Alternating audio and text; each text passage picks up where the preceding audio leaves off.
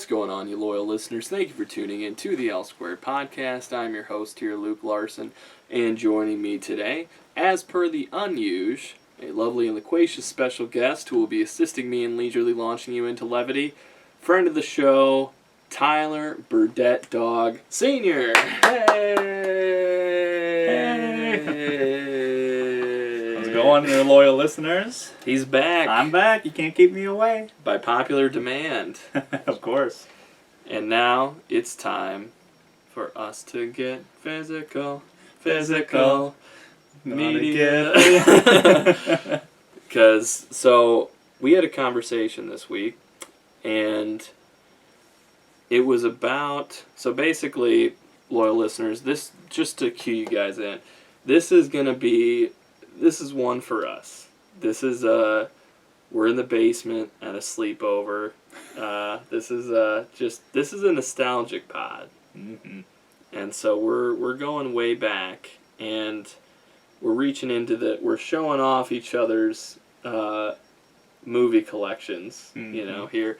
So if you're listening to us on audio, thanks for tuning in. But I would also highly suggest checking out the video version of this on YouTube at L Squared Pod, because we have props today, ladies and gentlemen, and we'll do our best to describe them for you. But we also have them here. So what prompted this was this week I was looking at my Blu Ray collection, and I just happened to stumble upon one in my collection, a triple feature, which I'm showing the camera right now, of Raging Bull, Rocky, and The Usual Suspects. Such an odd combination, I thought. And I first thought, when did I buy this? And then I thought, what do these movies have in common? Why would they be a triple feature? And the answer is really nothing, other than they were all made by MGM. So, and then I was talking to you about it, and then we just started talking about our love for physical media, and we started going down the rabbit hole, and so we were like, this should be a whole pod. So we're here to express our love and appreciation of physical media. Yeah, both Luke and I, recently I was kind of picking up some old retro games. We're both kind of on those side of the spectrums. Luke, big into movies, obviously, right. That's why you're all here. Yeah. But me, I like a lot of video games and everything like that. We've discussed that a little bit there on the pod. And so both of our physical medias, we were just kind of talking about it, and some of the, I don't know how the future's going, and thought, hold on, let's save this for the pod and and bring it all out for the loyal listeners. So we're bringing the past to the present here. And the thing about, so physical media is just kind of a broad term that sort of encompasses this, but I think that for me, growing up, it was just, this really sounds old now, but, it was just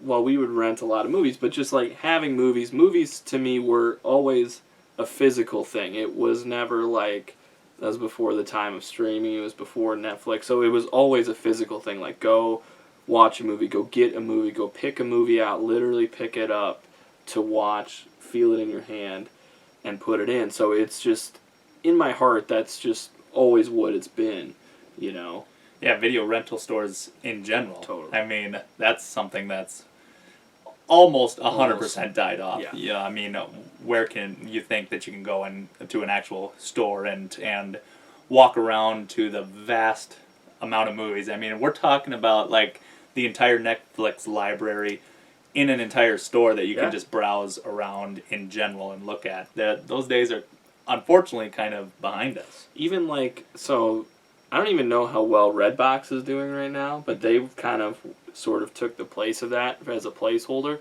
But even then, it's basically like you're looking at a computer. You're not in a store sifting through the covers and looking at the artwork and reading the back to see the thing, Yeah, it's still a digital experience even if you're going to a Redbox. There's just something about the past where you could actually walk around and all the movies there.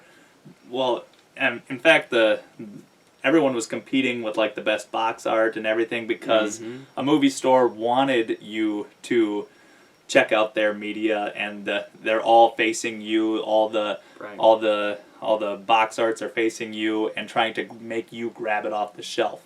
And it took like a whole store, panned out movies to do that. Where even anymore, if you're just browsing, say, on a Redbox or Netflix, you're just panning through icons. It's just definitely not the same experience anymore to try to find a movie to watch. Yeah, totally. It's disconnected, and they say the number one sensory cue for memory is smell. And you can't smell the internet, guys. So no matter how hard you try, until our Kickstarter gets funded, then we can finally do it. But so we wanted to take the opportunity to bring some of these physical things that we had in our collection and sort of try and give you an idea of our appreciation for them, and.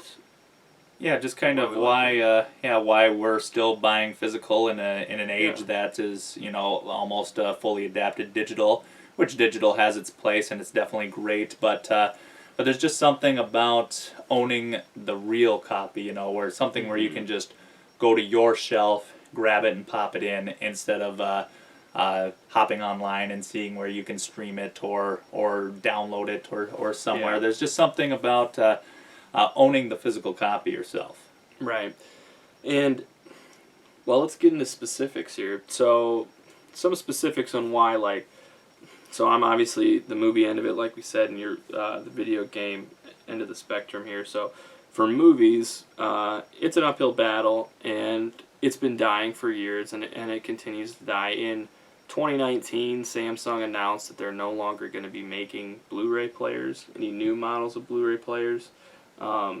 Which that was the biggest manufacturer of it. So that's just sort of a domino effect where there'll be other companies that will fill that void, but when the big bosses, say that, then it sort of just kind of trickles down. Sony will still make them, I'm sure, because they still manufacture Blu-rays. Definitely. So Sony will be around for a while, but still, it's just like that's another domino effect. And then, obviously, the year we just had in 2020 is just tough on everything. But what I like about, other than just take everything else out, Blu-rays specifically, the quality, the picture quality and the sound quality are just better from a player instead of streaming.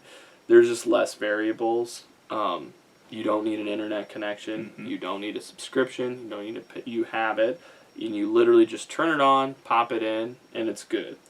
And the picture quality and sound quality, for sure, sound quality is better for Blu-rays than it is on stream. Now, most people don't get in the weeds on that, probably don't give a shit, and that's fine. Even I'm not opposed to, I still stream movies. I'm not saying I don't, and I never stream a movie and think, God, if only I had the physical copy, the sound quality would be better. I don't actively think that.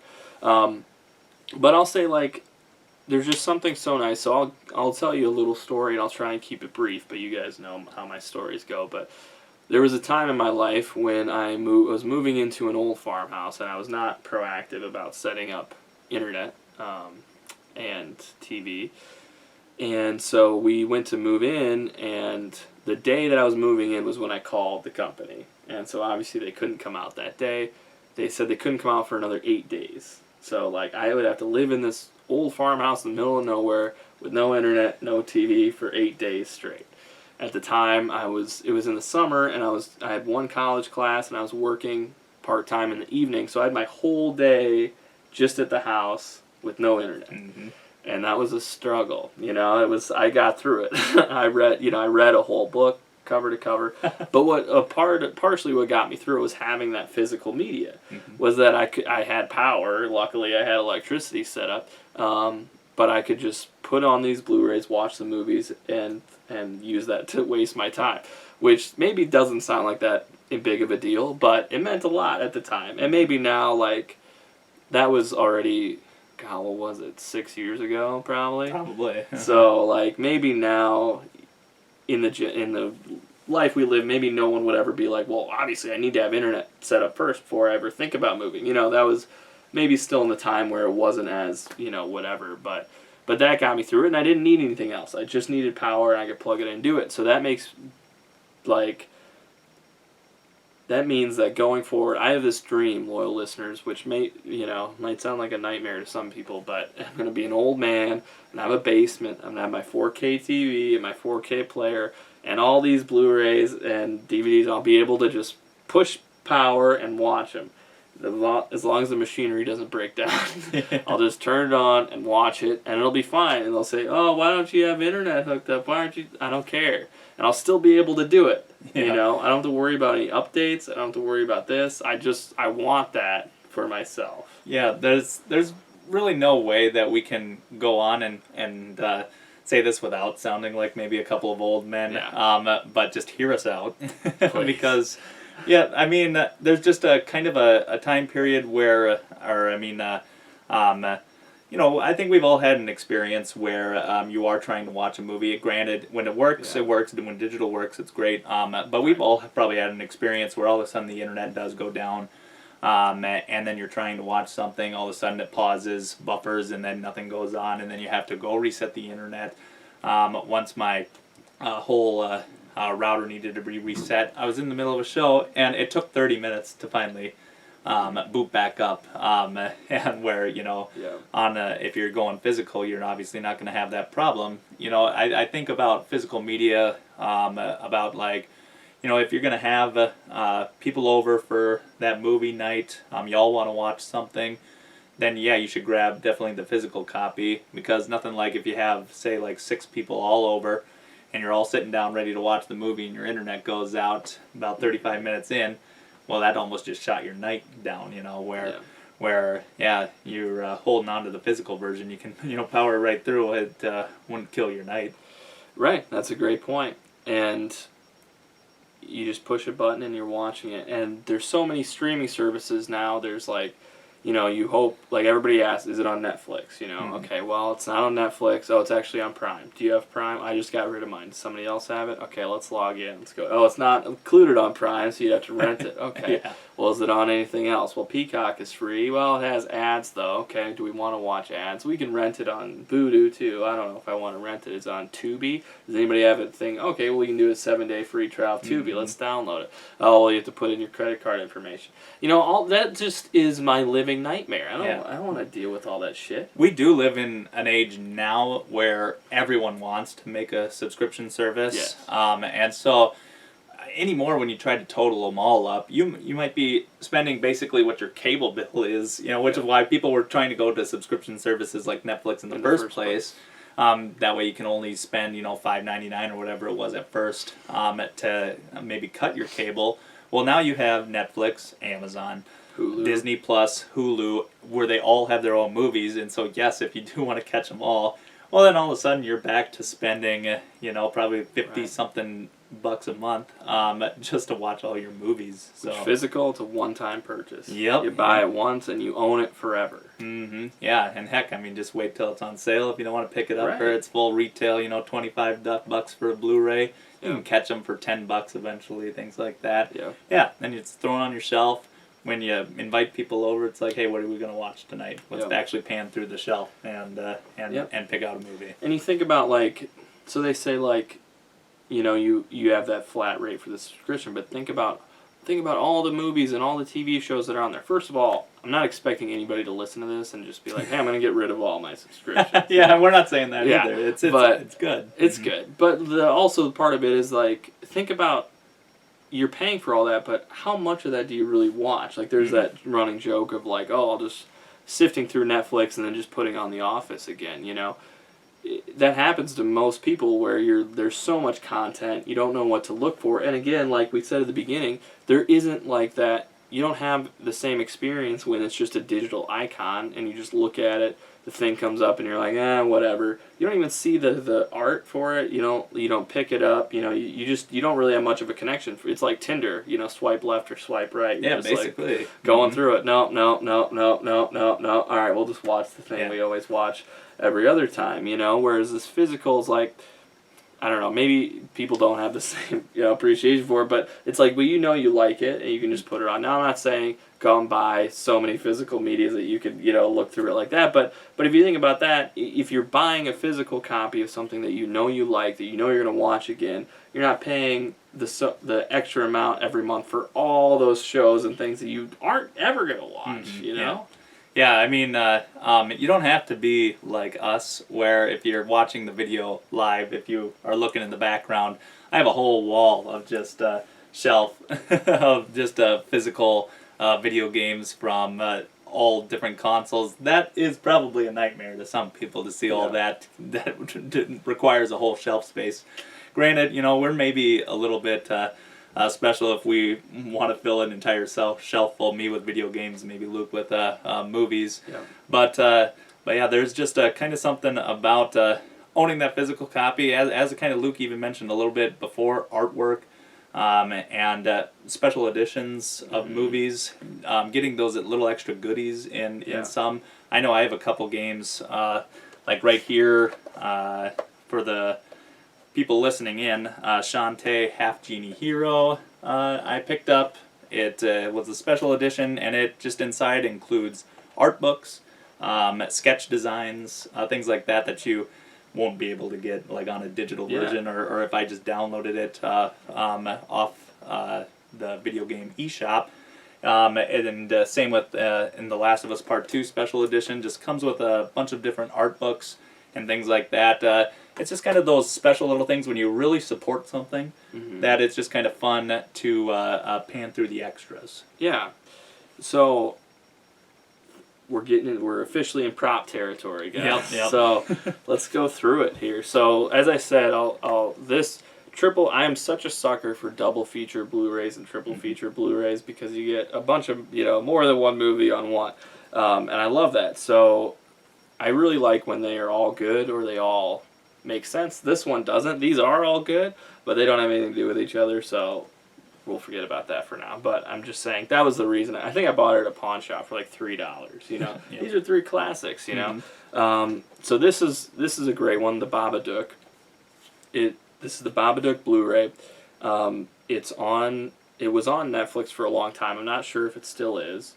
It's a fantastic horror film, Australian.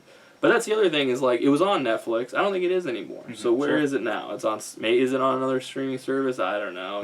It's like, I don't have to look for it. It's right here in my hand. Yep. So the Babadook, have you seen this film? I haven't yet. No. Okay, it's fantastic. So it centers around there's this pop-up book that this kid reads. It's about Mr. Babadook, and he's scary and whatever. But this Blu-ray cover has a little Velcro opening, and look, it's the pop-up book from the movie. Look at that. That's so cool. Yeah, That's just the extra little details. Yeah, you can't get that on an icon. No, and I'm physically feeling it. Like, this is actual, and I love it. You can't get this anywhere else. I mean, those extra little things. Yeah, that you can tell on some physical media from some people that they've put their extra little bit of love into it. Yeah. That you just really can't, I'd say, display just digitally or something like that little extra thing where they added the character in the cover itself. It's like they get a little bit more room to express themselves. Yeah. And in my opinion, it's one of the best ways to support the creators, things like that, is owning their physical version of something they've made. Granted, I know a lot of people probably don't think about that. They probably think about just going and watching the movie. But I'd encourage you to think, just about you're taking something that someone made, and it's just kind of that extra little support that they're giving you and that you're giving them by owning their physical version. It's just a little bit more special. Yeah. Like, if you follow me on Twitter at LukeLarson89, I think I'm an okay follow. There's some junk dumped on there every once in a while. But one of my favorite films from 2020, Scare Me, was a Shudder original, came out on Shudder, which is another streaming platform that I do have. And I don't really... I look at it sometimes because I like horror movies, but the thing about, well, I'll say this point for a minute. But anyway, I found Scare Me on there. I knew about Scare Me because the director, Josh Rubin, is somebody I've been a fan of for years. He hasn't really done much in the public eye. He's sort of was known as an improvisational comedian and did a lot of stuff with College Humor, which has since been defunct, but so he was saying that he was making this movie and it was coming out on Shudder, and I thought, this is awesome, I can't wait to see it, and I loved it. It's fantastic, you should go see it. But then he announced that it was coming out on Blu-ray, and I thought, fucking awesome, so I bought it. And to directly support him, and because I was getting that, I was excited, one, to support him, but also the other thing about physical media for movies especially that's where you get all your special features. You don't get special features on just streaming. So then I get behind the scenes stuff. There was an included extra music video from something they did in there. There's commentary, there's extra interviews. Like you said, just gives the appreciation more. And so I tweeted that I bought it, and he retweeted it, thanking me. And I was like, yeah, I'm directly supporting this guy. It's an independent film, but, directly giving your support right back to them. Yeah. And we do kind of live in an age where I do believe digital has its space. Obviously, it's definitely in the future here as everything moves towards it. And digital is nice that way. It does give a voice or a platform for a lot more indie people, that they don't need a publisher to, It's an independent podcast. Yeah, exactly. Yeah, you can't go out and buy the cassette tape for this podcast at your local Best Buy. We're getting it pressed on vinyl as we speak. Yeah, but, it does provide a spot where, a lot of people wouldn't been able to produce something in the past. And so we're not saying digital is bad. It does at least let people get their projects out there a lot easier and things like that. But the problem sometimes with digital is that, and we might not have seen it too much in the movie side of things so far, but at least in the video game side, there's always kind of a loom of when the stores for us are going to shut down. And we just kind of went through it a little bit ago, maybe last year, 2 years ago, when the Wii shop shut down. And I know a lot of you people are probably thinking, crap, I didn't download that last game on the Nintendo Wii before it shut down. I'm such an idiot. Yeah. Well, there's just a few games that had only released digital on the Wii, and a lot of people had loved. And there's still just, they haven't, the creators or anything haven't remastered, re-released it on any of the newer eShops or stores. And so some of these games have died off on that store. It's almost like they existed and now they don't exist. That's so sad. Yeah, they're just kind of gone unless someone will eventually re-upload them, from the studios or anything like that. But as of right now, those games that were on that platform are gone. That is the thing about digital, that across the board, that's just so it's harder to. There's less appreciation that goes into it, and so it's easier to discard, and it just has this sort of temporary value to it, and each one of those games, just think about how much work was put into it, how many people went to seek it out, and then to just have it just go away. Even if they were I'm a game designer, I worked on this. Oh, where can I find it? You can't. I worked on this project. Oh, sorry. Yeah, I guess you can't find my work anymore. Yeah. Yep, you can't download it anymore. Yeah, It was on Netflix for a while, and then they took it down, and that's been it. That's what always scares me about some of these direct series from Netflix or any of those is that what happens if Netflix decides, okay, or there was some licensing to it or something like that, and it's like, hey, we don't want to renew this licensing. There's no physical format of this direct to Netflix or direct to Amazon series or something like that, and so now it is just gone. So if you missed it, you missed it. Maybe you could pirate it somewhere, but But, now there's no official way to watch it. Well, that's partially why I bought Scare Me on Blu-ray, was because Shudder, it's a Shudder original, so they made it, so I assume that they'll keep it on there, and Shudder's a little bit different of a streaming service where you buy the whole year at once. It's not like a monthly fee or whatever. So, whatever. But anyway, that is why I bought it, because, it could just go away. They could just decide not to do it. And Netflix's model, especially for their original TV shows, is typically, well, now the whole thing is miniseries. Miniseries do much better. But a lot of times if it's a traditional TV show original, it'll be 2 seasons and be done. That's usually what they do. Even if it's popular, even if people like it, unless it's Stranger Things and just takes over the world, it's just done. And there was an infamous episode of this podcast where Old Legs and I tried to figure out Netflix's business model, and it's not a fun listen because we were just stumped. Because I don't understand how they judge these successes, and they'll never release their information. But it's whatever. It's how do you judge success of a I know that they do that based on new subscriptions, right? And they have watch time and stuff like that. But they don't have advertising because it's a premium, so you can't base it off ads, as much as whatever. So it's hard to know, because some of these shows that were very good, very well made, that people enjoyed, that they talked about, 2 seasons and that's done,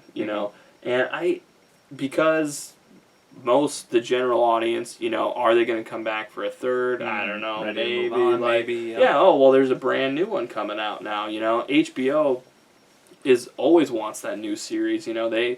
Game of Thrones was popular for a long time, obviously, but throughout, I don't know if you guys remember, throughout that time, they were really pushing hard to have another one, and so they're really trying, they were hoping Westworld is going to be their new HBO original, and, they always need that. It's that original property, and, we might, Old Legs and I might do a pod about a couple Netflix original movies that I saw, and the thing about them, I don't really like them that much. Shots fired, guys. Netflix, come at me.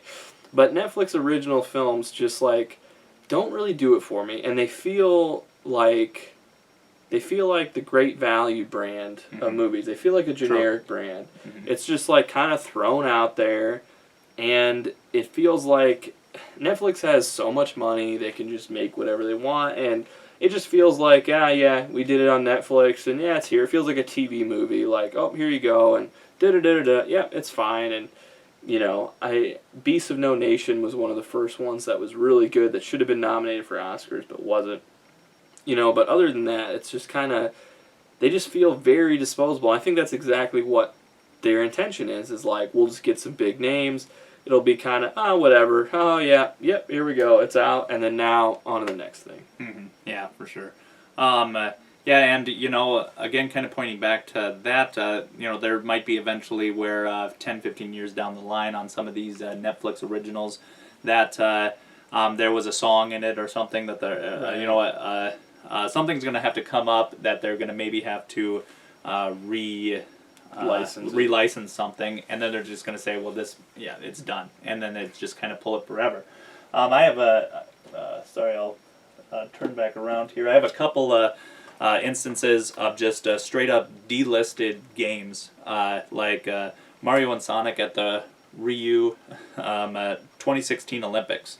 This game came out on the Wii U and was out for not even a year, I believe, and then had just been yanked off the shelves and the eShop with no reasoning, just because Sega, who would purchase the license for the official Olympic Games, lost it and didn't resubscribe their license, and they had to yank it everywhere, and then this game all of a sudden became kind of a more valuable game, just because it was out there. We all thought even this one had a physical version, and was just randomly pulled down everywhere, and if there wasn't the physical copies, this one wouldn't exist either. If you pull it up on the shop, it's just delisted. It's not even there.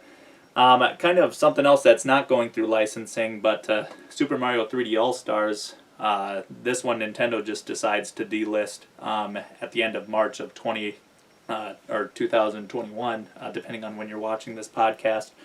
and that means digital and store shelves. It's just was going to be a limited time thing, and so yeah, you maybe picked up the digital copy, but now there'll be no digital, no physical. The only thing that's going to live on is the physical copies, and it's going to be a limited run of the physical copies anyways. Yeah. Mm-hmm. Yeah, I mean, so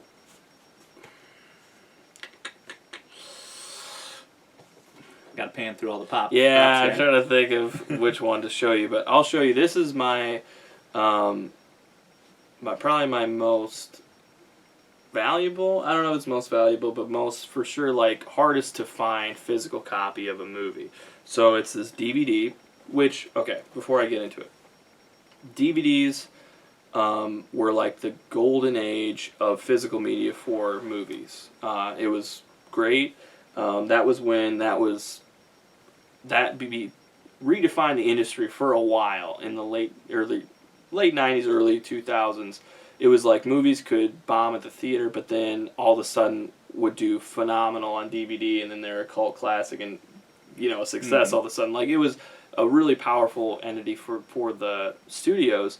And so part of that was like, VHS was that was kind of the first successful home video, accessible, but it was kind of clunky and big. And then DVD came along, streamlined it, was so much easier, and so like you get all these cool things that they were investing for DVDs to make them collectible but cool. Like I have here, this is one of my favorite things, is the Ultimate Scream edition. So this is the Scream trilogy, which you guys can see here. And it has this really cool slip cover on the front of it, and then it has the movies in there. So I love this, and this is the kind of stuff that you just don't really see, and like it's just so cool. And this is also actually very hard to find, so I'm glad I own this. But the thing that is different though, as like if we're comparing movies to music, the music industry, for instance, vinyl. We both, big surprise, we both have record players and we have some vinyls, which I love, but the difference is that the sound quality of vinyl is still the best you can get. So no matter what, that's the best. Compact discs and cassette tapes and 8-tracks were not as good as vinyl. So no matter what, it makes sense that like vinyl comes back because at the end of the day it has the best sound quality no matter what. And like so that makes sense to have it, whereas like DVDs are not the best quality, right? Yeah. Blu-rays are, and 4K Blu-rays now, but those are just the best. So it's kind of tricky for me sometimes because it's like I want the best quality if I'm investing in it to sit down and enjoy it. And so the high point for physical media for movies was in not the best quality. Sure. So that's kind of can be sort of a detriment sometimes for myself. But I still like to collect them just to have them. So like this, for instance, this is very rare, Near Dark. It's a vampire film, which I love, directed by Catherine Bigelow, her first feature film. And it's a lesser-known vampire film. Came out in 1987, the same year as The Lost Boys, which was the other big vampire movie of the year of that year. So you can see it's got these cool DVDs here. So Near Dark, for one, I don't need to give you a review of it, but it's great. It's a really interesting. They never say the word vampire in it. It's really good, but the thing is that it's very hard to find. So this DVD, this movie in general, isn't on any streaming service. No streaming service has it. I don't know why. I don't know who owns it, but no streaming service has this movie. There was one Blu-ray version made in 2009. That Blu-ray, I hate the artwork on it. This artwork is fantastic. I don't know if you want to watch it on the video. It's got this cool rainbow effect, very glossy. It's just cool, right? So the Blu-ray for these I've seen go for everyone I've seen is like $120. Woo! Because you just can't find them anywhere. And I think they were only made in like Australia or something. This DVD that I'm holding now is very hard to find. The cheapest one I could find was $60. I did not pay $60 for this. Sure. I found this at a pawn shop. It was like a natural find. Yeah, it's a gem in the And rough. I'm like, oh yeah, look at that. So somebody, had it. But this is why we do it, because I have this physical copy. So if I want to watch this really good, cool movie, this is the only way that you can really do it. You know? Yeah, and that's what kind of shows, obviously we're living in a time right now where everything's just accessible to us, which is why we're just kind of pointing out that these things may not always be accessible. Right. And so if you're trying to remember that movie in 20 years that you remember watching when you were 19 and you just want that kind of nostalgic run, well, if you don't have the physical copy, you might try searching the internet everywhere, just like that movie, and you just can't find it. It's not streamable anywhere. The only way that you can get it is if you bought that physical copy back in the day. That way you actually have something to go off of, or you're going to scour eBay and then all of a sudden figure out, okay, if I want to watch this movie, I have to spend $100 on it, apparently, legally, or bootleg it, which is not safe, and we never recommend bootlegging, and infect your computer with a whole bunch of viruses, spend the extra money because it had died off and became rare. Yeah, and so, I mean, there have been movies like, there was an indie on Netflix called Blue Ruin, which is a great film. It's this little movie. Do you remember when Netflix had their Max feature? It was like, welcome to Netflix Max. It was like an AI, and they would try and recommend stuff. So it was like, oh really? It would like ask you questions like, oh, did you like this or this? Okay. And it was literally a voice like that. Okay. It sounded like a happy white guy, and you just go through it, and then it would recommend a movie for you. Obviously, it sucked. All their algorithm is never perfect, but this was one of the first times I tried it, and it was just like, what about Blue Ruin? And I'm like, all right, because you don't know what you're in the mood for. And I watched it, and I loved it. And I thought, this Max feature works. Never worked again, but I love that movie. And I remember it being on Netflix, and I was like, I need to buy this Blu-ray. So I did, and then at some point it came off Netflix, and I haven't looked into it, but I know it's not on Netflix, so I don't know where it is. And with a smaller movie like that, so what I showed you at the beginning, these 3 movies came out on Blu-ray at some point. They put them on this triple feature, Raging Bull, Rocky, and The Usual Suspects, like I said at the beginning. These are all made by MGM. So MGM has the rights to these. Big studio, they were like, let's just put these out. Blue Ruin, indie, was not made by a big studio, so it's like, that isn't really going to happen in the future. So I was like, I need to jump on it now, and bought it. And I'm glad I did, because it's a great movie, and I don't have to worry about stuff like that. Mm-hmm. Yeah, one of the physical games that I own that had just immensely shot up in price, to my surprise, which maybe means that more people have discovered it, which I think it's a fantastic game as well. Game series, it's called Rhythm Heaven. This one's on the Wii. There's multiple from the series, but Rhythm Heaven on the Wii. Fever. This one is made by Nintendo. You'd think that it would be a pretty well-known series, but apparently it was pretty underground. I bought this one, I'm thinking about 2-3 years ago, Rhythm Heaven, for $10. And played through it. It's great. I love these games. Then I have a kind of a price charting site where I have all my stuff logged, and I kind of started climbing the charts all of a sudden. And now, when you pull up this game on eBay, you'll notice that it sells for about $120. Damn. Yeah, a game that I bought for $10 back in the day, just because it's kind of one of those games that it is fantastic. It's just a rhythm-based game that has a lot of art and style to it, and it was just very kind of like those series that are maybe great, like we were saying, the TV series, great, only get 2 seasons. It's a great game, and just probably immensely outperformed in America, at least. Sure. Just looking at it, it kind of looks like a game that does better in like Japan or something like that.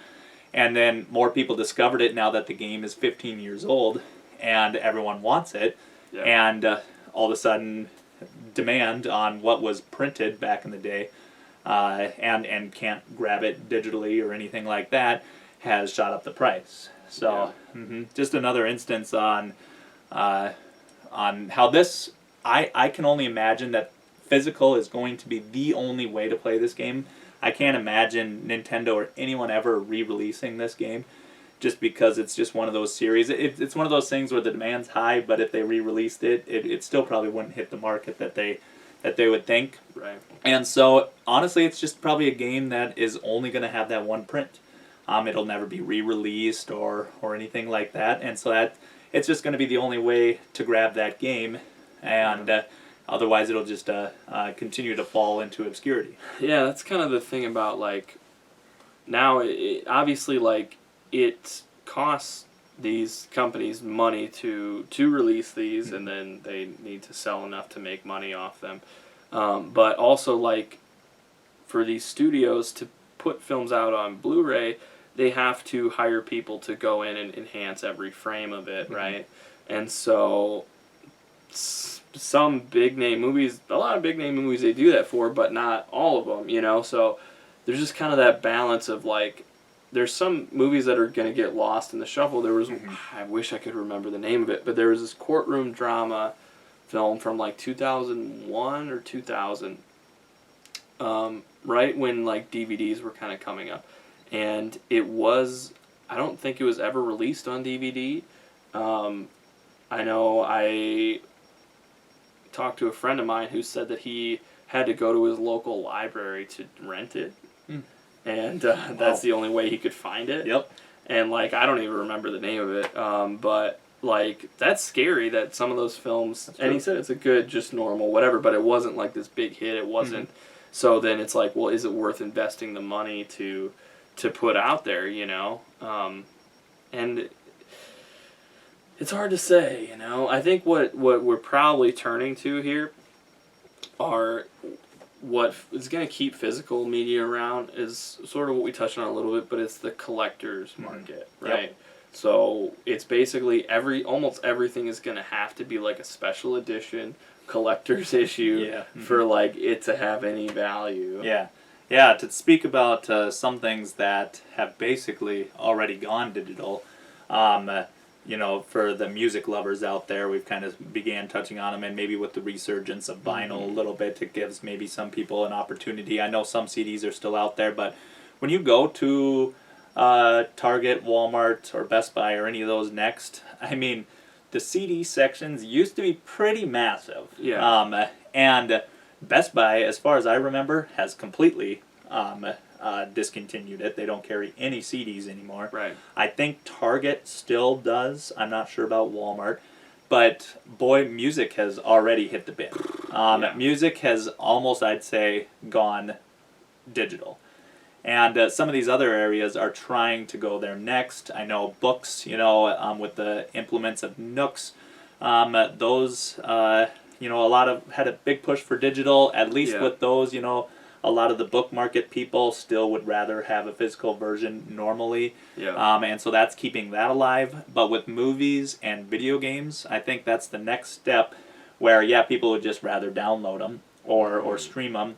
So I feel that both movies and video games are kind of next on the chopping block in a way. Well, heck, I mean, the new PlayStation 5 and Xboxes both released their digital-only versions. This system, no disc tray at all. The only way is to download movies, and with the rise of streaming services everywhere, it's kind of just cutting down on the people that are going out, except for us, the collectors that want that physical.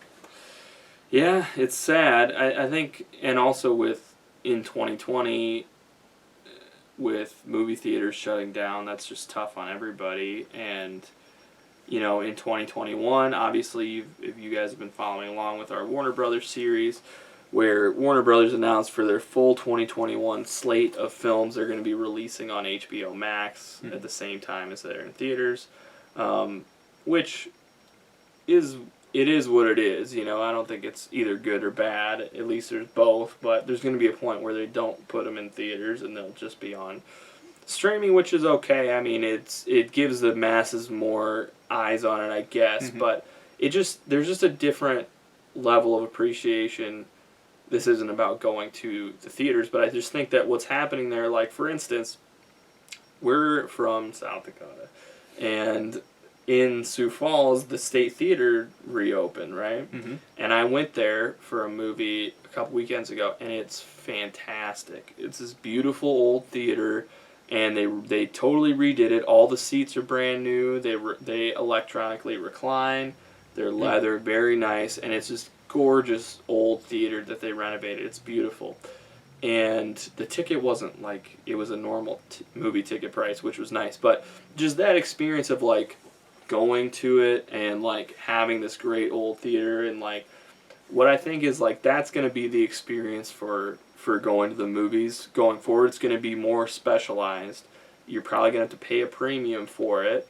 But the people that want that experience will pay extra to get it. And I think that's what is going to happen with physical media in general. Is like it's going to be around for a while, and if you want it, you're going to have to, there's going to be less of it, and you're going to have to pay a little bit more. Mm-hmm. Yeah, that's kind of happening with especially around these Nintendo Switch games releasing right now.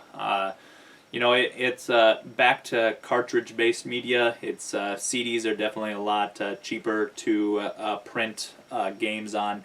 But Nintendo opted back into cartridges, and it costs more. And a lot of things have gone digital. Sometimes you can't blame them. But there's a couple game companies now that have sprung up because of the dying format, in a way, of physical media. Like this game that I'll be showing right now, River City Girls by Limited Run. Limited Run Games is kind of just an online-based publisher, I guess you could say, that will take a digital-only game and they'll reprint it, and they actually get some of them into Best Buy and things like that to sell it on a store shelf. But to print these games, so if you would buy it on the eShop, this game runs, I think it's usually around $20, or at least a lot of these games usually around $15, $20. Well, the physical version is usually about $35. So you do have to pay a premium to get that. In my opinion, it is something worth it for me, so I can have the physical copy, so I don't have to worry how long until I can download the digital. I just rather have the physical. And since you're paying a premium with these, you do get those goodies. You get like the little extra art book things, but it is something that we have to do. It's a great game.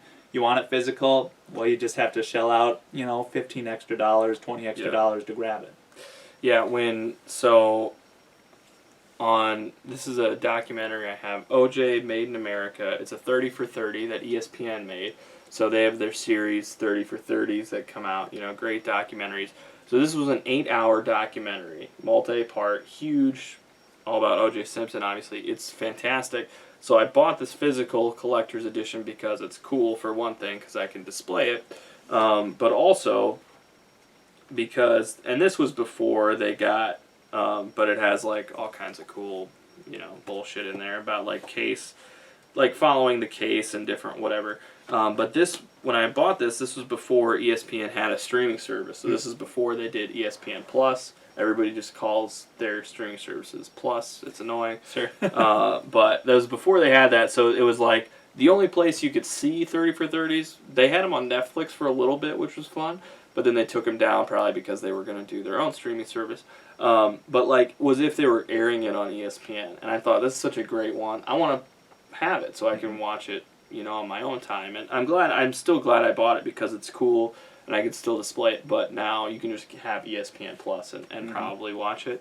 I guess just a couple little things I have. I can bust through these quick. Gone Girl, maybe my favorite David Fincher film. Fantastic. This Blu-ray is cool because it comes with, have you seen Gone Girl? No, I haven't. So like her parents, whatever, they had a company where they wrote these books called Amazing Amy.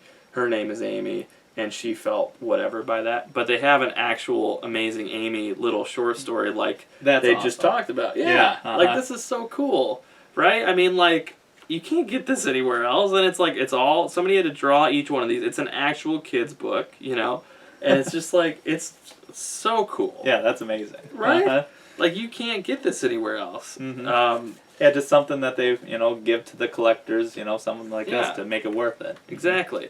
This is the Big Lebowski Blu-ray. Big Lebowski's comedy classic.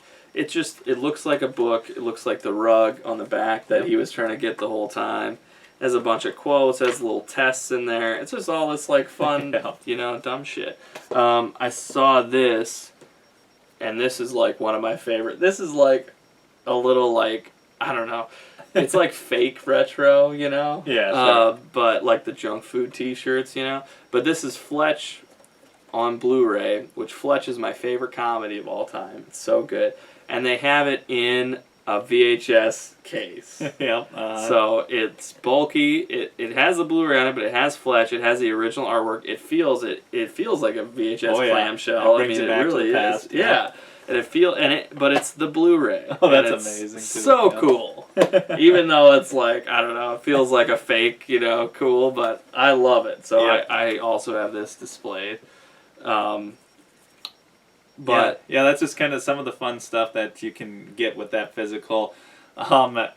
Which maybe you just have to be like us to think it's cool. Maybe most people think, why would you ever want that? Because I have something that's super lame. But I was just panning through a local video game store, and I found, it's just a dumb game. I would never buy this anyways. But it's Food Network, Cooked or Be Cooked. And the only reason why I picked this up... Yep, on the Wii, yep. The only reason why I picked this up is because written all over the box, like it was a selling point, is that it has 30 plus Food Network recipes on the manual.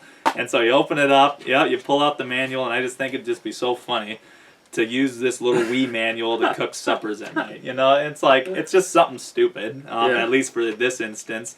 But it's like, that's the only reason why I bought this. It's like, it's still just something special. And I'm really hitting like some nerd that wants this kind of stuff. Yeah, exactly. Not everything is that way. But it's just kind of the stuff that makes us laugh. We're just sitting here laughing about our collector's editions. It brings us joy. Personal. Yeah. If you just had Wii cooking in your if I had to digitally download it, I would probably never play it. Yeah. But instead I bought it just because it says it includes recipes on it. Right. So this is one that I also have displayed, and this, you remember the story behind this. So this is the Dark Knight Trilogy Ultimate Collector's Edition, limited edition. It's so cool, and I'll unpack this here. But the story behind this was that I saw this at a secondhand store years ago. Well, years before I bought it. And I was like, should I buy this? It was at a time where I didn't have a lot of money. And I think it was probably like $50. So it has a trilogy, all of them on Blu-ray. It has a bunch of cool stuff. And I was like, this is so cool. I've never seen this before. Should I buy it? I went back and forth and back and forth. I think I called you. Yep. I'm sure I called a couple people. I was like, should I? Because the thing is that the purchase that I regret not making my whole life was a Scarface DVD thing. It was, I think about it still, and I've looked it up on the internet and I can't even find it. So I'm like, I would have loved to have that. I don't know why I didn't buy it. But it was a DVD of Scarface in a briefcase. It was like a briefcase with the Tony Montana gold logo on the front. You open it up, and it's all red velvet. Damn. And then it has the DVD, like his Coke, and I'm like, that's so cool. Why didn't I buy that? Yep. It wasn't that much either, and I should have just bought it. But I was like, well, I just bought Scarface on DVD, so why? I just like. And I still think about that, and it's so cool. And like I said, I've looked it up online. I can't find it anywhere. Like that was like my chance to have something really special, and I didn't. So I was like, "Is this Scarface 2.0?" Like these movies are fantastic. I love all of them, And it was like, it's not like I won't watch them, And I'm a big fan of them. So I was like, should I buy this? Should I not? I don't know. I ended up not buying it. Mm-hmm. I walked away, and I really was like, did I make a mistake? Should I have bought that? I don't know. And then Batman v Superman was coming out in 2016, a couple years later, and I saw an ad for this. Somebody was selling it for like $20, and I'm like, done. I'm not passing up on it again. Yep. So I bought it, and I'm so glad I did.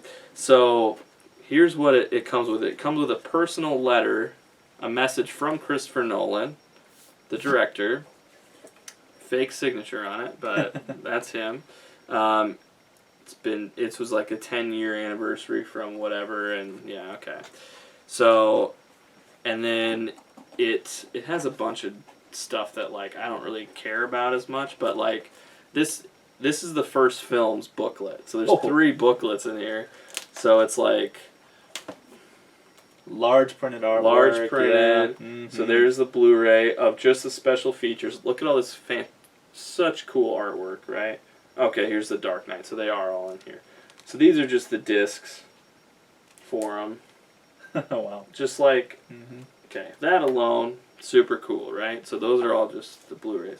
Well then, there's a bunch of other junk. So there's this photo album where it has like production pictures and all this is glossy. Just look at these.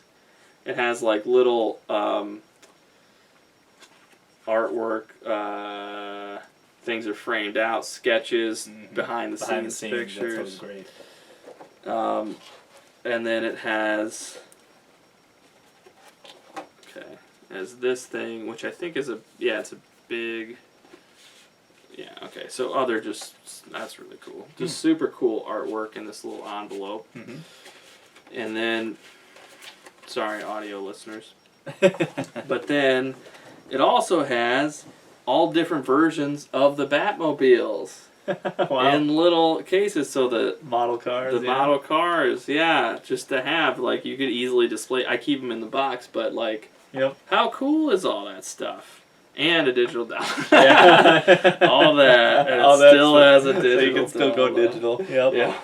Yeah. That's just kind of stuff that makes it fun. And kind of like our last couple memories that we were just sharing about going to a retro store, or a store selling secondhand stuff, and finding this kind of stuff. Yeah. That's something as well that you're not going to be able to do that with digital. Right. I feel like you don't maybe necessarily really own something if you can't go and like secondhand it or hand it down or something. What is the value? Yeah, and granted, I know that companies would love that, and that's why they would love to go digital too, because, or at least some of them, because it's the final purchase. But let's just say, eventually, obviously, they just kind of stop selling certain versions of something, and the only way is to go to a secondhand store, especially with my video games. Obviously, new console every generation, and the only way I find new games for those old systems to play is to go to a secondhand store, browse, go to a garage sale, browse through, see what I can find, and pawn shops. And that kind of becomes a thing, just with your friends. You go out, you start panning through, all these secondhand stores, seeing what you can find, and you make memories that way as well. You just with a digital copy, you're done. You can't hand it off to your friend, sell it, or anything like that, and so you can't shop for that stuff later down the line. Yeah, and the thing about digital especially for movies is like you have access to so many more movies than you would have before. So like what I personally doing this podcast, most of the movies that I have to watch for it, I watch digitally because and it's fun to just find random obscure stuff like randomly, I was like, I want to watch Rope, which was based on a play directed by Alfred Hitchcock. It looks like it was shot in one take, and I was like, I just want to watch this movie, but it's like, where am I going to find this? And I was able to find it on Vudu, which is a streaming service I really like, and just rent it, watch it, and it was great. But it's like, how else would I have been able to just watch that, like, oh, do I know anyone that owns this? Like, am I going to have to go buy? And again, like, it's not one that I want to watch all the time, so I wouldn't buy it either, so why would I have this? So digital is here. It's always going to be here, but this kind of stuff, the joy and the memories and the tactile feeling and the fun like when you and I get together, we get to appreciate each other's collections. Yeah, definitely. And look at it, and that's the fun part of it. Is like you have it, you put this money into it because it brings you joy, and you can share that joy with other people, and Definitely. then it has an inherent value, so you can also sell it at some point. yeah, that's kind of the thing. We kind of mentioned it. Digital's great.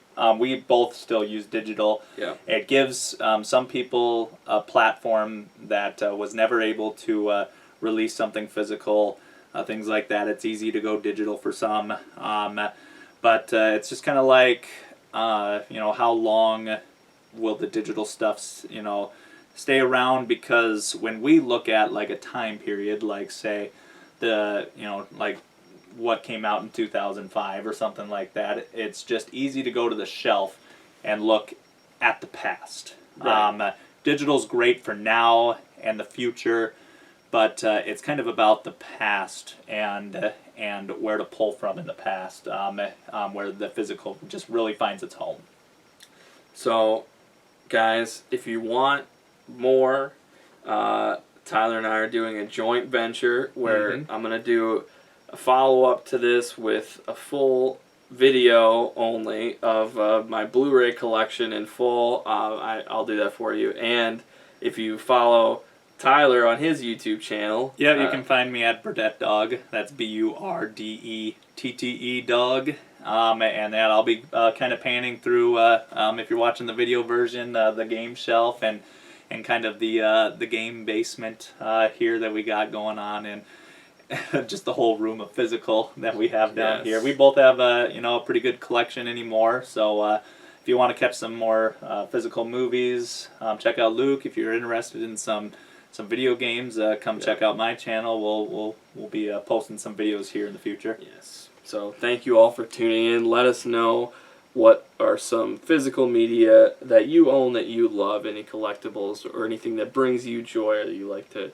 show off. We always like to hear that. So you can find me on Twitter at LukeLarson89. Find this podcast at L Squared Podcast on Twitter, on Instagram, or on Facebook at L2 Podcast. Check us out. Let us know. You can find Tyler at Burdettedog on Twitter and on YouTube. So you can find this podcast anywhere you get your podcasts. Also check us out on YouTube. But just don't look through all my old videos that you and I have done in the past, because they're rough. But until next time, peace.